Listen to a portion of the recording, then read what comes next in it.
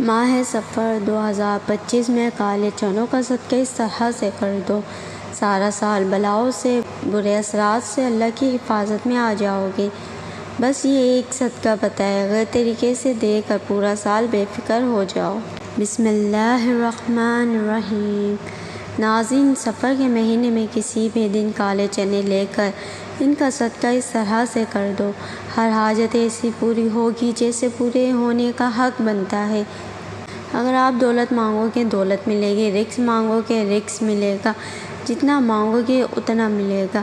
اور اگر آپ اپنے کسی مقصد میں کامیاب ہونا چاہتے ہیں، ایسا مقصد جس میں آج تک آپ نے بہت محنت کر لی، کوشش کر لی، لوگوں کی محنت سماجت تک کر لی، پیروں فقیروں کے چکر بھی لگا لیے، لیکن پھر بھی آپ کا مقصد پورا نہیں ہو رہا، تو آپ ماہ سفر میں کسی بھی دن کالے چنے کا صدقہ بتائے گئے طریقے سے کر دو۔ کامیابی آپ کے قدم چومے گی، آپ کی ہر دعا قبول ہوگی، ہر حاجت پوری ہوگی۔ دولت، رزق، پیسہ، کسی چیز کی کمی باقی نہیں رہے گی۔ اللہ رب العزت کے فضل و کرم سے آپ پر رزق کی دولت کی بارش ہوگی۔ بس آپ نے کامل یقین کے ساتھ یہ صدقہ کرنا ہے اور 5 وقت کی نماز بھی باقاعدگی سے ادا کرنی ہے۔ جو لوگ نماز ادا نہیں کرتے، جن کی نمازیں چھوٹ جاتی ہیں، ان کے گھر میں بے برکتی آتی ہے، ان کی زندگیوں میں بے برکتی آتی ہے۔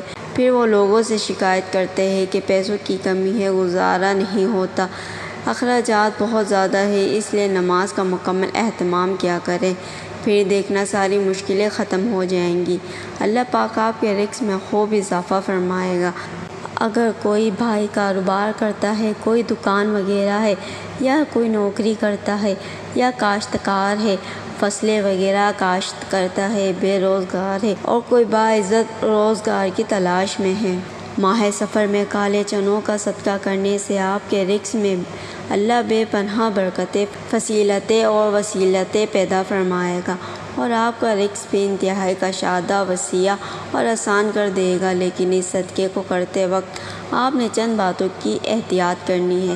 جس نے پابندی کے ساتھ اس صدقے کو دے دیا تو اس کی زندگی سنور جائے گی۔ ویسے بھی ہر انسان کی زندگی میں اتار چڑھاؤ تو آتے ہی رہتے ہیں، لیکن اچھی اور بری تقدیر پر ایمان رکھنا بھی ہر مسلمان کے لیے بہت ضروری ہے کہ اللہ تعالیٰ بزرگ و برتر نے جہاں انسان کی دنیا میں آزمائش کے لیے اس کے سامنے کئی طرح کا امتحانات رکھے ہیں، وہی ان امتحانات سے سرخرو ہونے کا طریقہ بھی بتا دیا ہے۔ بیماری ہو یا کوئی اور مسئلہ ہو، اللہ تعالیٰ نے اپنے بندوں کی ہمیشہ رہنمائی فرمائی ہے۔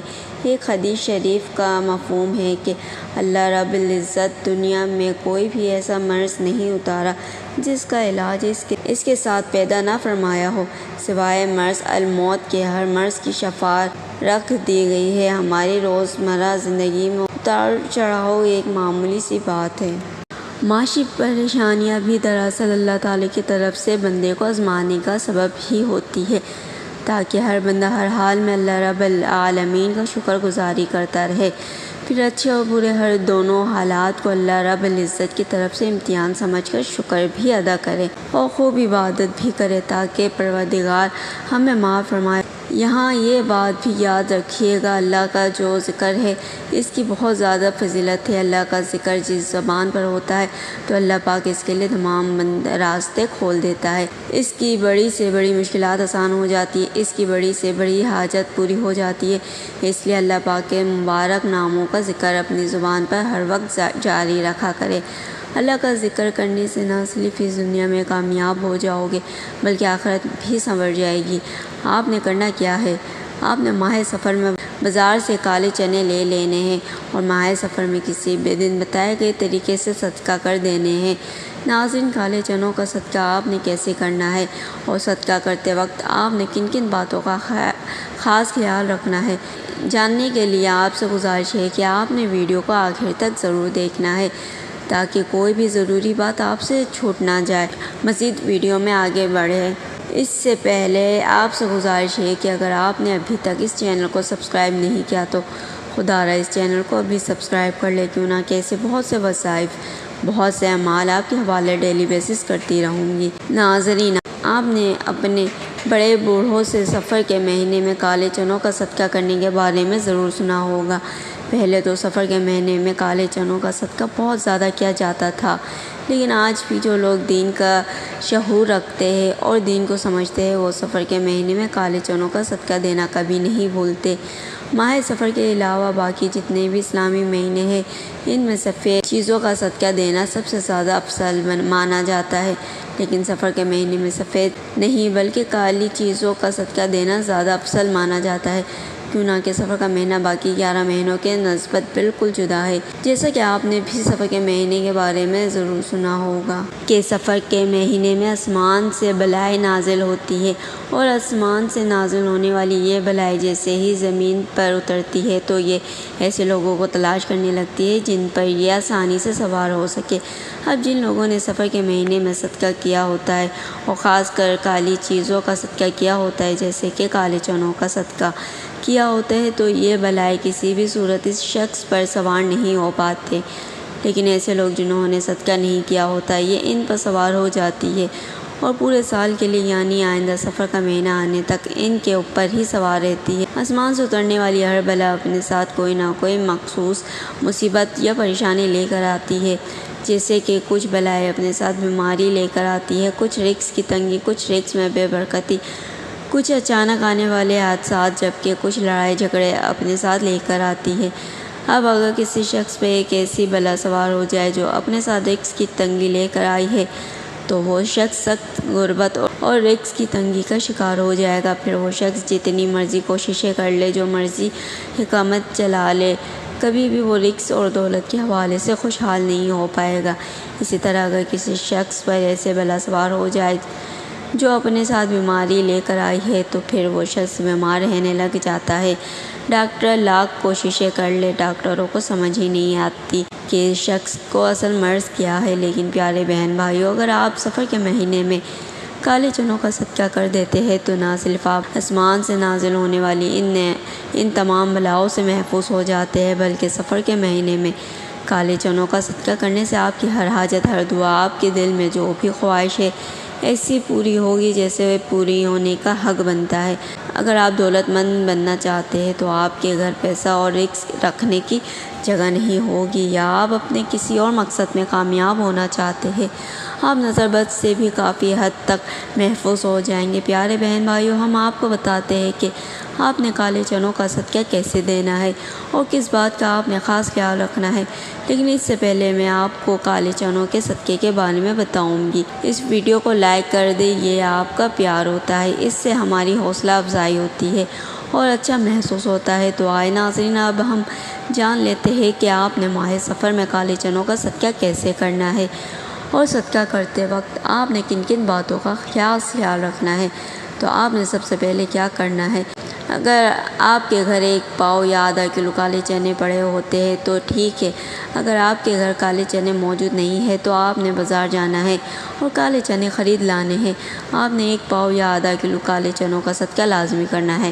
کالے چنوں کو لینے کے بعد آپ نے ان چنوں کو اپنے پاس رکھ لینا ہے اور باوضو ہو کر سب سے پہلے آپ نے نبی کریم صلی اللہ علیہ وسلم کے ذات اقدس پر 3، 7 یا 11 بار درود پاک پڑھنا ہے۔ درود پاک آپ کوئی سا بھی پڑھ سکتے ہیں، یا آپ نمازوں والا درود ابراہیمی پڑھ لیں تو سب سے بہتر ہے، کیوں نہ کہ درود ابراہیمی کی فضیلت و برکت سب سے زیادہ ہے۔ آپ کون سا پڑھنا چاہتے ہیں یا آپ کی مرضی ہے، درود پاک کو آپ نے اچھے طریقے سے پڑھنا ہے۔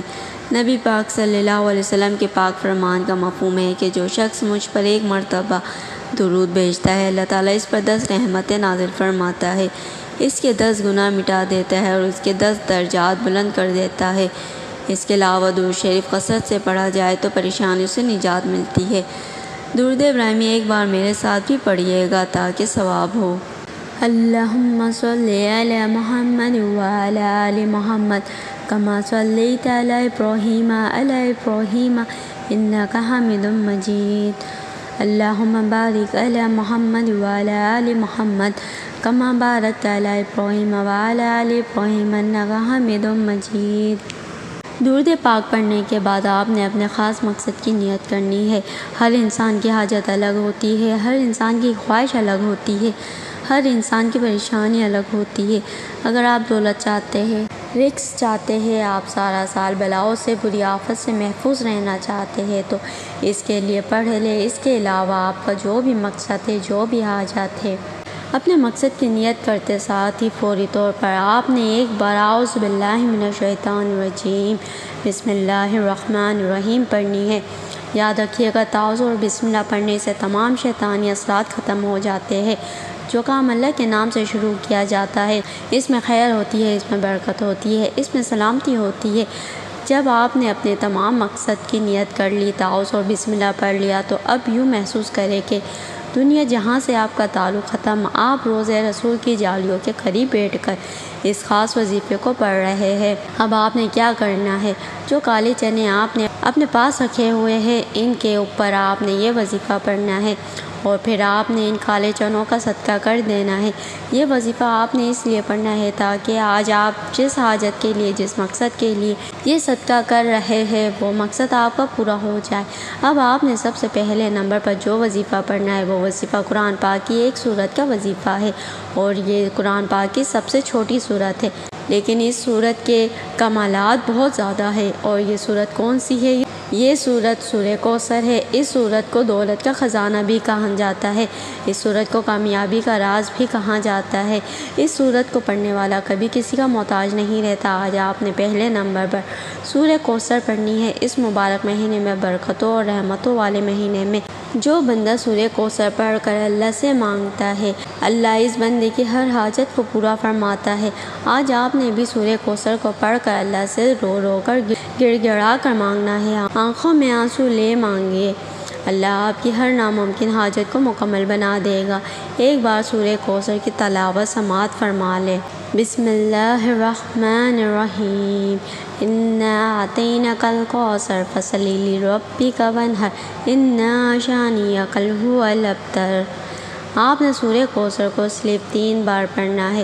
یہ سورہ مبارکہ قرآن پاک میں ترتیب کے لحاظ سے 108 نمبر پر آتی ہے، جس میں 1 رکوع اور 3 آیات ہے۔ یہ مکی سورہ ہے۔ یہ سورہ اس وقت نازل ہوئی جب آپ صلی اللہ علیہ وسلم پر مصیبتوں کے پہاڑ ٹوٹ رہے تھے۔ دعوت و توحید کی وجہ سے آپ صلی اللہ علیہ وسلم کے اکثر رشتہ دار آپ سے علیحدہ ہو کر آپ کے مخالف ہو گئے تھے کہ ایک اور پریشانی آپ کے لیے بیٹے کی وفات کی کھڑی ہو گئی۔ آپ کے 2 صاحبزادے چھوٹی عمر میں ہی فوت ہو گئے تھے۔ تو ان سارے دکھوں کے درمیان اللہ رب العزت نے آپ پر یہ سورہ مبارکہ نازل فرمائی۔ سورہ کوثر قرآن پاک کے 30ویں پارے میں موجود ہے۔ یہ آیت بے شمار رحمتوں اور برکتوں کا خزانہ ہے۔ یہ آیات رنج و غم کو دور کرتی ہے، قلب مومن کو فرحات و شادمانی اور خوشیاں دیتی ہے۔ جب آپ 3 بار سورہ کوثر پڑھ لیں تو اب آپ نے دوسرے نمبر پر بھی قرآن پاک کی ایک اور سورت پڑھنی ہے۔ اب آپ نے دوسرے نمبر پر سورہ فلق پڑھنی ہے۔ سورہ فلق قرآن پاک کی 113 نمبر سورہ ہے۔ سورہ فلق کی تلاوت سماعت فرما لے۔ بسم اللہ الرحمن الرحیم، قل اعوذ برب الفلق من شر ما خلق ومن شر غاسق اذا وقب ومن شر النفاثات في العقد ومن شر حاسد اذا حسد۔ یہ سورہ فلق ہے۔ اس کو آپ نے دوسرے نمبر پر صرف 3 بار پڑھنا ہے۔ جب آپ 3 بار سورہ فلق پڑھ لیں تو اب آپ نے تیسرے نمبر پر سورہ ناس پڑھنی ہے۔ سورہ ناس قرآن پاک کی سب سے آخری سورہ ہے۔ سورہ ناس کی تلاوت سماعت فرما لیں۔